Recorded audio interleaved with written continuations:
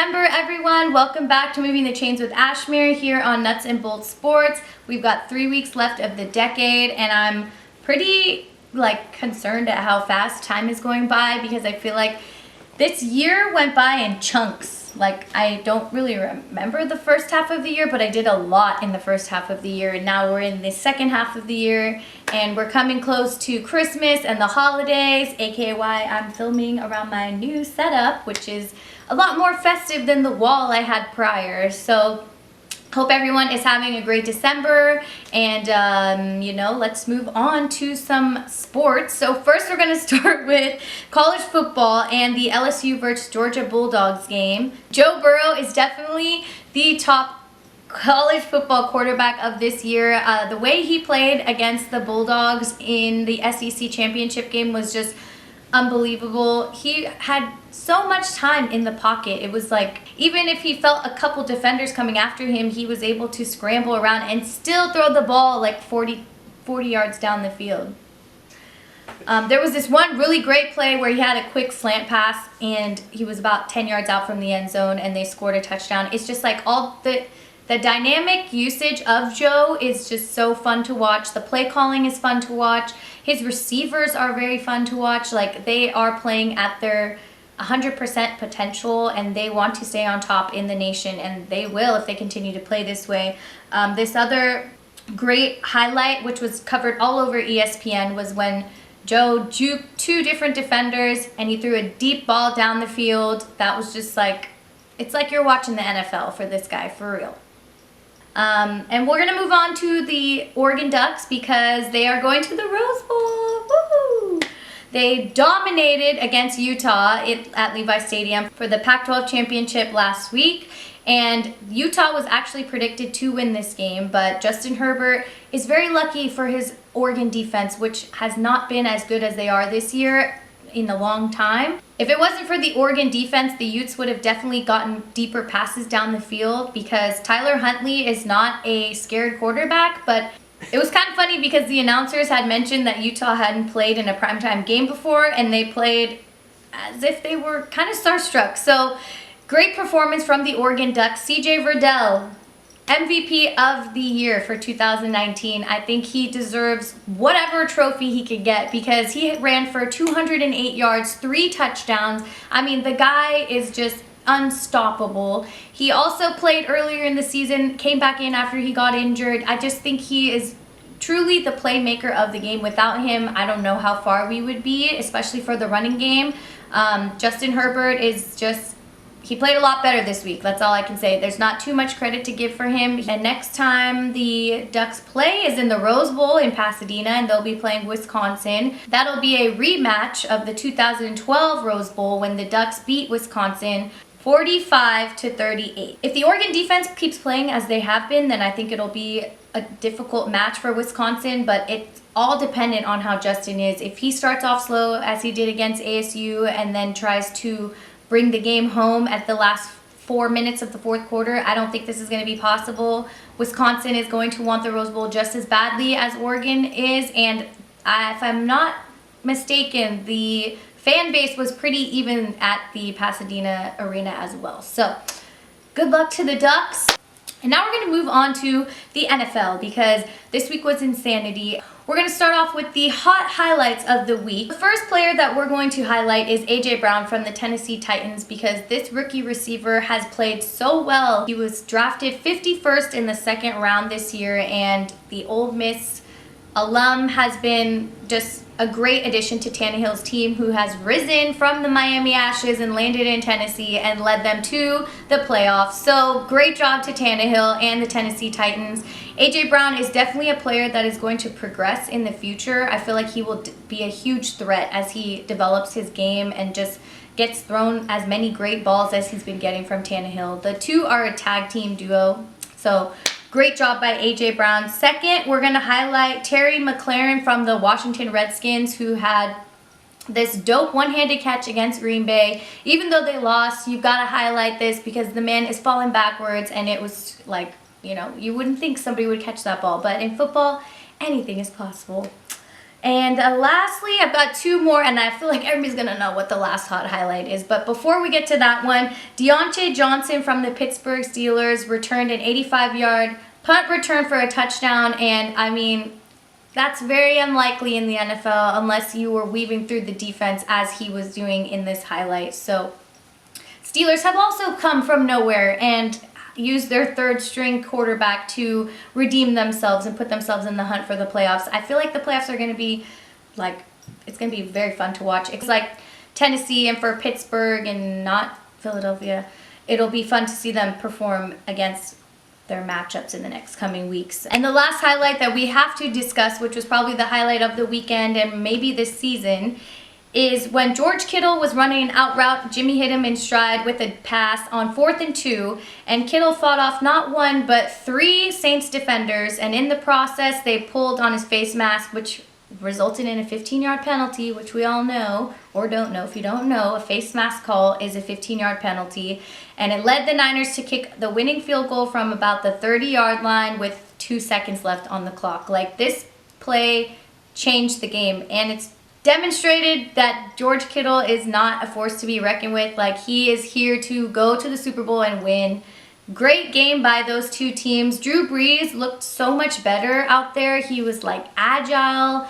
He was getting the ball down the field. Him and Michael Thomas are singing some type of duet together, because I don't know how that guy remains open against the Niner defense. That's how you know they were two top contenders facing one another.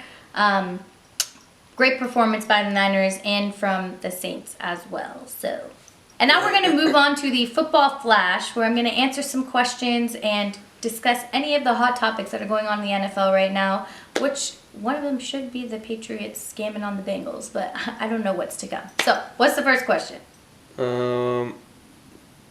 What's going on in New England?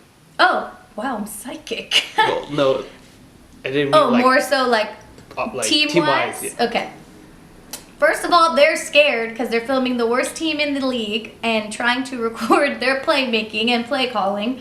I don't know what's going on there, even though they had admitted that they weren't doing so, but I believe that they are, and they just... Anyways, I feel like this is kind of typical New England fashion. I kind of feel like it's a way of Bill Belichick to analyze the different teams that he's going to play against as the season continues, because December is like the reevaluation time, I think, in the NFL for teams that are top contenders. And I just expect Tom Brady to shine for the next 3 weeks. I don't expect anything to go wrong for them. Sure, he doesn't have a lot of weapons, but he still has Edelman, who was an MVP last year in the Super Bowl. So it's just there's just a little more oomph that the receiving team needs to get, but I don't think it's anything that New England needs to be worried about.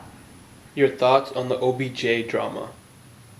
My thoughts on the OBJ drama. Well, if OBJ goes to Vegas, I think he'll be very happy with the Raiders, but he'll be really mad at Derek Carr, because I think it'll be similar to the Baker Mayfield situation.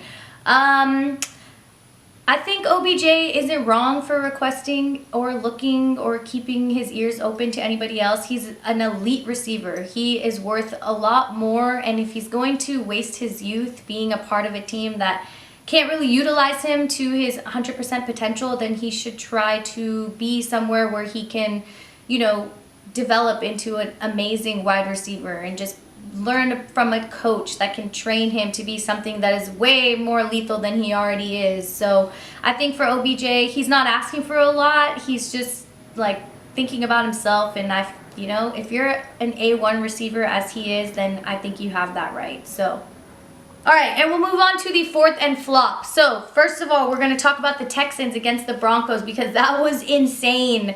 21-0 in the second quarter. That was just Deshaun Watson could not get the ball anywhere except to DeAndre Hopkins' hands, and that was a rarity. So I'm not quite sure what happened in Texas. Denver has been proving to play a lot better. They're on a 2-game win streak right now. Drew Lock utilized a variety of players to score in Denver's game. I mean, Phillip Lindsay had a touchdown, Noah Fant had a touchdown, Royce Freeman had a touchdown. Everybody was open, I feel like, and it was hard for the Houston Texans to catch up. Eventually, into the third quarter, Deshaun, something lit up in his face, and he was able to throw a touchdown pass to DeAndre Hopkins down the field. But I just think that for the battle that the Texans are facing in their division, they should not be losing games like this. Like, this should have been like an in-the-bag win for them, maybe by 7 points, you know, nothing crazy. But for them to lose 38-24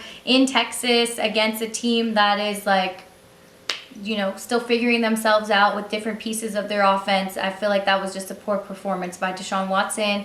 Let's move on to fantasy football, and I had to cross my legs and get comfortable for this because it is the championship round, and I am number one still somehow, but the team that I'm taking on is probably going to demolish me, so I'm trying to figure out a way of how to stay in the game. So if you have these people on your waiver wire, please pick them up. A.J. Brown, do not sleep on that fool. 2 touchdowns from the Oakland. Next week he's playing the Texans, and based off of this performance that they had against Denver, I don't know if they have too much to worry about with Tannehill throwing dimes down the field. A.J. Brown is a great look. I mean, I predict that he'll have at least 1 touchdown. He always ends up finding the end zone, and he's just like really open outside on the sidelines for those deep balls for Tannehill. So definitely utilize A.J. Brown. If you could pick up Cole Beasley, who is still available in my league, they're playing Pittsburgh.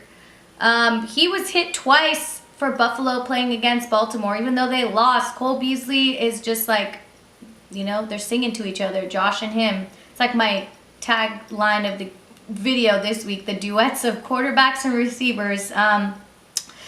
Yeah, I would focus on Beasley and Chris Conley. Jacksonville's playing Oakland. Minshew's coming back. I don't think it'll hurt to have him on the team.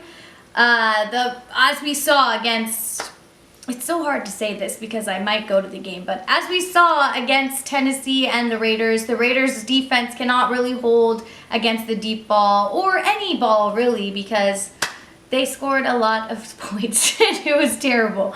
So if you need to pick up a receiver, I would focus on Beasley or Chris Conley, and I wish everybody the best of luck. Thank you for watching the Moving the Chains podcast here on Nuts and Bolts Sports. I hope everybody has a great week. It's been hectic in the December land for myself, and I'm sure it is for everybody else. So I hope you have a great week. Good luck in fantasy, and leave a comment down below if you guys have any questions, concerns, whatever you need to talk about. Make sure you check out the Nuts and Bolts website, and make sure you also check out our Nuts and Bolts basketball podcast, because like I mentioned, those guys really inform me on basically everything that I'm missing out on, because football has been quite eventful, if I do say so. So thank you for watching again. Have a great week, and I'll see you guys next time.